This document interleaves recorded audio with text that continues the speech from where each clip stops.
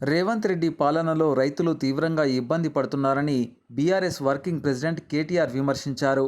రైతులు చనిపోయినా ఈ ప్రభుత్వానికి చీమ కుట్టినట్లయినా లేదని అన్నారు.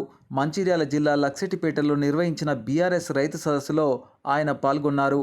పిడుగుపాటుతో మరణించిన రైతు కుటుంబాలను పరామర్శించి పార్టీ తరపున ఆర్థిక సాయం అందించారు. ఈ సందర్భంగా కేటీఆర్ మాట్లాడారు.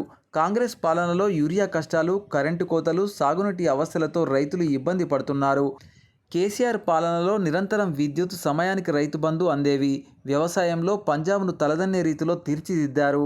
కాళేశ్వరంతో కేసీఆర్కు పేరొస్తుందనే ఆ ప్రాజెక్టుపై దుష్ప్రచారం చేస్తున్నారు. కాంగ్రెస్ నేతలు ఒకరోజు నీరు లేవంటారు, రెండో రోజు మరో కథ చెబుతారు.